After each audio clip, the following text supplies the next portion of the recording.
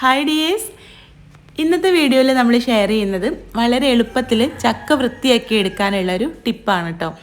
ചക്ക എന്ന് പറയുമ്പോൾ നമുക്ക് എല്ലാവർക്കും ഇഷ്ടമാണല്ലേ. പച്ചയാണെങ്കിലും പഴുത്തതാണെങ്കിലും ഒക്കെ ഒരുപാട് വിഭവങ്ങൾ നമുക്ക് ഉണ്ടാക്കാനും അറിയാം. പക്ഷേ ഈ ഒരു ചക്ക വൃത്തിയാക്കി എടുക്കുന്ന ആ ഒരു കാര്യം ഓർത്തിട്ട് പലരും ഇത് ഉപയോഗിക്കാറില്ല എന്ന് വേണമെങ്കിൽ പറയാം. ഒരുപാട് എൻ്റെ അനുഭവത്തിൽ തന്നെ ഒരുപാട് പേരെ എനിക്കറിയാം കേട്ടോ. ചക്ക മുറിക്കാനും വൃത്തിയാക്കാനും ഭയങ്കര ബുദ്ധിമുട്ടാണ്, അതുകൊണ്ട് ഞങ്ങളത് എടുക്കാറില്ല എന്ന് പറയുന്ന ഒരുപാട് പേരെ ഞാൻ കണ്ടിട്ടുണ്ട്. അപ്പം അങ്ങനെയുള്ളവർക്കൊക്കെ ഈ ഒരു വീഡിയോ വളരെയധികം ഉപയോഗപ്രദമാകും. അപ്പോൾ നമ്മളിന്ന് ഷെയർ ചെയ്യുന്നത് കത്തി പോലെ യൂസ് ചെയ്യാതെ വളരെ എളുപ്പത്തിൽ ചക്ക വൃത്തിയാക്കി എടുക്കുന്നതാണ്. അപ്പോൾ ഇതാ നമ്മുടെ ചക്ക വൃത്തിയാക്കാൻ വേണ്ടിയിട്ട് മെയിനായിട്ട് വേണ്ടത് നമ്മൾ തേങ്ങ പൊളിക്കുന്ന ആ ഒരു ആയുധമല്ലേ. ഇതിനെന്താ നിങ്ങൾ പറയാമെന്നൊന്ന് കമൻ്റ് ഇടണേ. ഞങ്ങളങ്ങനെ പ്രത്യേകിച്ച് പറയല്ലോ ഒന്നും പേരൊന്നും ഇതിന് പറയാറില്ല. അപ്പോൾ ഇതത് വെച്ചിട്ട് ചക്കയുടെ 4 ഭാഗത്തും ഇതുപോലെ നമ്മൾ തേങ്ങ പൊളിക്കുന്ന പോലെ ഇങ്ങനെ ചെയ്ത് കൊടുക്കുക. കണ്ടോ, മുഴുവനായിട്ട് മുറിഞ്ഞില്ലെങ്കിൽ ഇതുപോലെ ഉണ്ടാവും. എന്നിട്ട് കൈ വെച്ചിട്ട് 2 ഭാഗത്തുനിന്ന് ജസ്റ്റ് ഒന്ന് വലിച്ചു കൊടുത്താൽ മതി കേട്ടോ. അപ്പോൾ ചക്ക ഇതാ 2ആയിട്ട് പെട്ടെന്ന് തന്നെ മുറിഞ്ഞ് കിട്ടും. ഇനിയിപ്പോൾ വലിയ ചക്ക ആണെങ്കിൽ വെട്ടുകത്തി വെച്ചിട്ട് തന്നെ സെൻറ്ററിലൊന്ന് മുറിച്ചു കൊടുക്കുക കേട്ടോ. വലിയ ചക്ക ഇതിൽ ചെയ്യുമ്പോൾ ഭയങ്കര ബുദ്ധിമുട്ടായിട്ട് തോന്നും. നമ്മൾ എളുപ്പത്തിന് വേണ്ടിയിട്ടല്ലേ ഇപ്പോൾ ഇത് ചെയ്യണത്. എന്നിട്ട് ഇതുപോലെ കണ്ടോ, ഇതുപോലെ ചെയ്ത് കൊടുക്കുകയാണെങ്കിൽ ചക്ക വളരെ എളുപ്പത്തിൽ നമുക്ക് ചെറിയ ചെറിയ പീസാക്കി എടുക്കാൻ പറ്റും കേട്ടോ. പിന്നെ നമുക്കതിൽ നിന്ന് ചുള അങ്ങോട്ട് പറിച്ചെടുത്താൽ മതി. അതിൻ്റെ ആ ഒരു മൂക്കിൻ്റെ ഭാഗം, മൂക്ക് എന്നിട്ട് ഞങ്ങൾ ഈ സെൻറ്ററിലുള്ള സാധനത്തിന് പറയാം, അതൊന്നും പെടാതെയാണ് നമുക്ക് കിട്ടുന്നത്. കണ്ടോ, അതുകൊണ്ട് തന്നെ നമുക്ക് ഇതിൽ നിന്നും ചുള പെട്ടെന്ന് തന്നെ പറിച്ചെടുത്താൽ മതി. അപ്പോൾ ഇത് ഒരു പഴുത്ത ചക്കയായിരുന്നു കേട്ടോ, കുറച്ച് മധുരം വന്ന ചക്കയായിരുന്നു. അപ്പോൾ അതുകൊണ്ട് തന്നെ ചുള പറിച്ചിട്ട് നമ്മൾ കഴിക്കാൻ വേണ്ടിയിട്ട് എടുക്കുകയാണ് ചെയ്തത്. അപ്പോൾ പച്ചച്ചക്ക ആണെങ്കിലും ഇതിൽ നിന്ന് ചുള പറിച്ചെടുത്തിട്ട് നമുക്ക് ചക്കപ്പുഴുക്കോ അങ്ങനെ എന്തെങ്കിലും ഉണ്ടാക്കാൻ വേണ്ടിയിട്ട് ഫ്രിഡ്ജിലേക്ക് വെക്കണം കേട്ടോ. അന്നത്തെ ദിവസം ഉണ്ടാക്കുന്നില്ലെങ്കിൽ അല്ലെങ്കിൽ അപ്പം തന്നെ ഉണ്ടാക്കി വെക്കാം. അപ്പോൾ ഞാനിത് ചക്കപ്പുഴുക്ക് ഉണ്ടാക്കാൻ വേണ്ടിയിട്ട് ചക്കയുടെ ചുളയും അതിൻ്റെ ആ ചവിണിയും പിന്നെ അതേപോലെ അതിൻ്റെ കുരുവും കൂടെ കട്ട് ചെയ്തിട്ട് വെച്ചതാണ് കേട്ടോ. അപ്പോൾ നമ്മൾ ചക്കയൊക്കെ കിട്ടിക്കഴിഞ്ഞാൽ പിറ്റേ ദിവസമാണ് അത് എടുക്കുന്നതെങ്കിൽ അതങ്ങനെ വെച്ചാൽ പെട്ടെന്ന് തന്നെ പഴുത്ത് പോകാനുള്ള ചാൻസ് ഉണ്ട്. പെട്ടെന്ന് അതിനൊരു പുളി വരും. പുളി വന്നു കഴിഞ്ഞാൽ പിന്നെ ചക്ക കൂട്ടാൻ വെച്ച് കഴിഞ്ഞാൽ അത്ര വലിയ ടേസ്റ്റ് ഉണ്ടാവില്ല അല്ലേ. ചിലർക്ക് ആ ഒരു ചെറിയ മധുരമുള്ള ചക്ക കൂട്ടാനായിരിക്കും ഇഷ്ടം. പക്ഷെ എനിക്കങ്ങനെ മധുരം വന്നത് ഇഷ്ടമല്ല കേട്ടോ. അപ്പോൾ അതുകൊണ്ട് തന്നെ നമ്മൾ മധുരം വരാതിരിക്കാൻ വേണ്ടിയിട്ട് കിട്ടിയ ദിവസം, അതായത് നമ്മൾ ആ ചക്ക കട്ട് ചെയ്ത ദിവസം നമ്മൾ പ്ലാവിൽ നിന്നും ചക്ക എടുത്ത ദിവസമല്ലേ, അന്ന് തന്നെ അത് പെട്ടെന്ന് ക്ലീൻ ചെയ്തിട്ട് ഒരു കവറിലാക്കി ഇതുപോലെ കെട്ടി ഫ്രിഡ്ജിൽ വെക്കുകയാണെങ്കിൽ നമുക്ക് ആവശ്യത്തിനനുസരിച്ചിട്ട് എടുത്തിട്ട് ചക്കപ്പുഴുക്കോ ചക്കക്കൂട്ടാനോ എന്താണെങ്കിലും ഉണ്ടാക്കിയെടുക്കാം. അപ്പോൾ ഞാനിത് ഇതുപോലെ കവറിൽ കെട്ടിയിട്ട് ഫ്രിഡ്ജിൽ വെച്ചതായിരുന്നു കേട്ടോ. അപ്പോൾ അതിൽ നിന്നും കുറച്ച് എടുത്തിട്ട് ചക്കപ്പുഴുക്കാണ് ഉണ്ടാക്കുന്നത്. അപ്പം ഞങ്ങളുടെ വീട്ടിലുണ്ടാക്കുന്ന ആ ഒരു രീതിയിലാണ് കേട്ടോ. എൻ്റെ ഉമ്മമ്മ ഉണ്ടാക്കുന്ന ചക്കക്കൂട്ടാൻ്റെ റെസിപ്പിയാണ് ഞാൻ കാണിക്കുന്നത്. ഞാൻ ആദ്യമായിട്ട് ചക്കക്കൂട്ടാൻ ഉമ്മമ്മ ഉണ്ടാക്കിയിട്ടാണ് കേട്ടോ ഇത്രയും ടേസ്റ്റിൽ കഴിച്ചിട്ടുള്ളത്. അപ്പോൾ അത് പറഞ്ഞു കൊടുത്തിട്ട് ഇപ്പോൾ എൻ്റെ ഉമ്മാൻ്റെ വീട്ടിലൊക്കെ ഞങ്ങളിപ്പോൾ ഇതുപോലെ തന്നെയാണ് ഉണ്ടാക്കൽ. ഇതിൽ ഞങ്ങൾ 2 സീക്രട്ട് ഇൻഗ്രീഡിയൻസ് ചേർക്കും.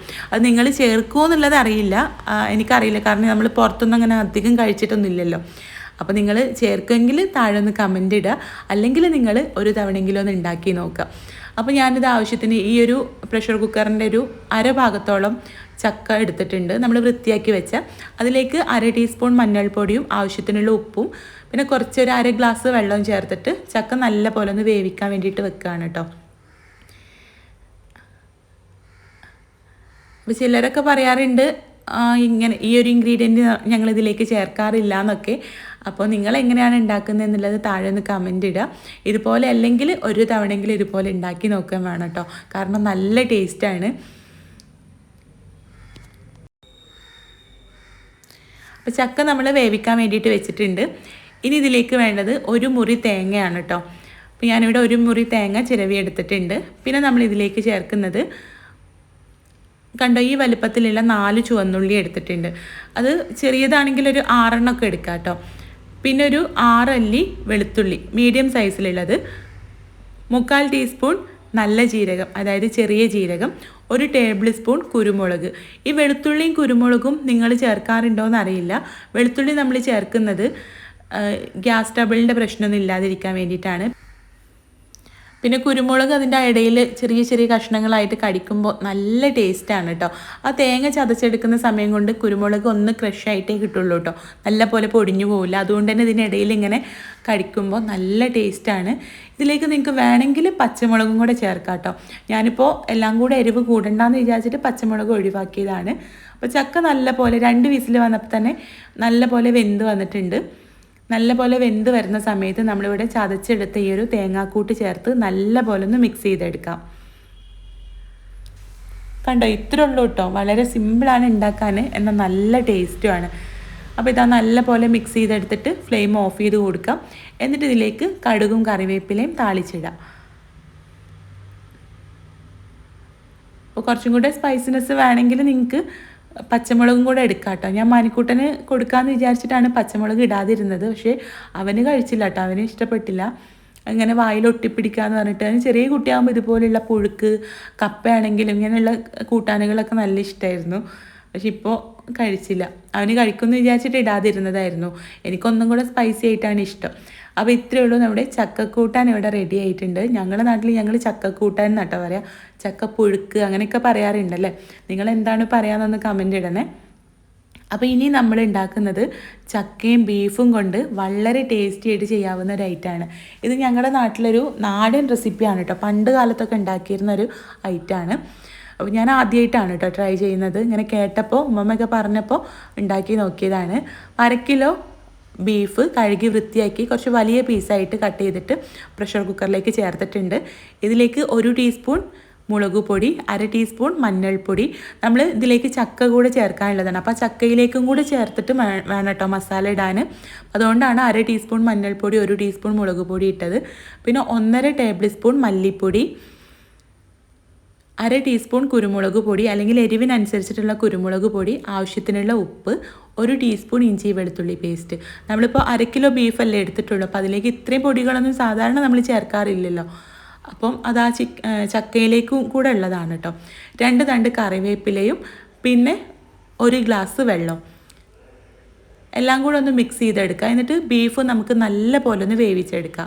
ബീഫിന് പലതിനും പല വേവാവും കേട്ടോ. കണ്ടോ, ഈ വലുപ്പത്തിലുള്ള പീസായിട്ടാണ് കട്ട് ചെയ്തിട്ടുള്ളത്. ബീഫിന് പലതിനും പല വേവായിരിക്കും കേട്ടോ. കാരണം ഇളയത്, മൂത്തത് അങ്ങനെയൊക്കെ ഉണ്ടാവില്ലേ. അപ്പം നിങ്ങൾ വാങ്ങുന്ന ആ ബീഫിൻ്റെ വേവിനനുസരിച്ചിട്ട് മുഴുവനായിട്ടും വേവിച്ചെടുക്കുക കേട്ടോ. നമ്മൾ ആദ്യം തന്നെ ഇത് മുഴുവനായിട്ടും വേവിക്കണം. എന്നാലേ നമുക്ക് ആ ഒരു ചക്ക കൂടെ ഇട്ട് വെന്ത് വരുമ്പോഴേക്കും ബീഫ് നല്ല പോലെ ഉടയുന്ന രീതിയിൽ നല്ല സോഫ്റ്റായിട്ട് കിട്ടുള്ളൂ കേട്ടോ. അപ്പോൾ ഞാനിവിടെ ഒരു 4 വിസിൽ വന്നപ്പോൾ 10 മിനിറ്റ് ലോ ഫ്ലെയിമിലും കൂടെ വെച്ചപ്പോഴേക്കും ബീഫ് നല്ല പോലെ വെന്ത് വന്നത്. അപ്പോൾ ഇതിലേക്ക് ഞാനിവിടെ ചക്ക എടുത്ത് വെച്ചിട്ടുണ്ട്. കുറച്ച് ചക്കക്കുരുവും ചക്കച്ചുളയും പിന്നെ ആ ഒരു ചവിണി എടുത്തിട്ടുണ്ട് കേട്ടോ. അപ്പോൾ ബീഫ് വെന്ത് വന്നപ്പോൾ ആ ഒരു ചക്ക ഇതിലേക്ക് ചേർത്ത് ഒന്ന് മിക്സ് ചെയ്തിട്ട് 2 വിസിൽ അടുപ്പിച്ചെടുക്കുക. അപ്പോഴേക്കും ആ ചക്ക നല്ല പോലെ ഉടഞ്ഞിട്ട് ബീഫിൻ്റെ കൂട്ടത്തിൽ ചേരുന്ന ആ ഒരു പരുവത്തിലായിട്ട് കിട്ടും. ഇതിലേക്ക് ഇനി വെള്ളമൊന്നും ചേർക്കണ്ട കേട്ടോ. മിക്സ് ചെയ്യുന്ന സമയത്ത് വെള്ളം വേണമെന്ന് നോക്കിയിട്ട് ആവശ്യമുണ്ടെങ്കിൽ ചേർക്കാമെന്ന് മാത്രം. ഇതിലിപ്പോൾ വെള്ളമുണ്ട്. അപ്പോൾ ഇതാ 2 വിസിലടിച്ചപ്പോഴേക്കും നമ്മുടെ ചക്ക നല്ല പോലെ ഉടഞ്ഞു വന്നിട്ടുണ്ട്. എന്നിട്ട് എല്ലാം കൂടെ നല്ല പോലെ ഒന്ന് മിക്സ് ചെയ്തിട്ട് വിളമ്പാം. ഇത്രേ ഉള്ളൂ കേട്ടോ. ഇതിപ്പോൾ ഒരു നോർമൽ ഒരു കോമൺ റെസിപ്പിയാണ്, ഒരു സാധാരണ റെസിപ്പിയാണ്. ഇനി നിങ്ങൾക്ക് വേണമെങ്കിൽ ഇതിലേക്ക് കടുകും കറിവേപ്പിലയും താളിച്ചിടാം, അല്ലെങ്കിൽ സവാളയും തക്കാളിയൊക്കെ വഴറ്റിയിട്ട് അങ്ങനെ ചേർക്കാം. നമ്മൾ കപ്പ ബിരിയാണിയൊക്കെ ഉണ്ടാക്കുന്ന രീതിയിൽ, സാധാരണ രീതിയിൽ ഇങ്ങനെയാണ് കേട്ടോ ഉണ്ടാക്കാം. അതായത് ഒരു പണ്ട് കാലത്തൊക്കെ ഉണ്ടാക്കുന്ന രീതിയിൽ എന്ന് പറയുമ്പോൾ ഇതുപോലെയാണ്. ഇനി നമ്മുടെ ഇഷ്ടത്തിന് നമുക്കിപ്പോൾ ഓരോന്ന് കാണുമ്പോൾ അതിൽ ഐഡിയാസൊക്കെ വന്ന് കുറച്ചും കൂടെ ഇത് പൊടികളൊക്കെ ഒന്ന് മാറ്റിയിട്ട് നമുക്കിഷ്ടമുള്ള രീതിയിലൊക്കെ ചെയ്യാൻ തോന്നൂലേ. അപ്പോൾ നമ്മുടെ ഇഷ്ടത്തിനനുസരിച്ചിട്ട് നമുക്ക് മാറ്റങ്ങളൊക്കെ വരുത്തിയിട്ട് ഉണ്ടാക്കാം കേട്ടോ. അപ്പോൾ നിങ്ങൾക്ക് ഈ 2 റെസിപ്പീസും ഇന്നത്തെ നമ്മുടെ ആ ഒരു ടിപ്പോ ഇഷ്ടമായി എന്ന് വിചാരിക്കുകയാണ്. ഇഷ്ടമായിട്ടുണ്ടെങ്കിൽ ഒന്ന് ലൈക്ക് ചെയ്യുക, ഷെയർ ചെയ്യുക. കൂടുതൽ വീഡിയോസിനായിട്ടൊന്ന് സബ്സ്ക്രൈബ്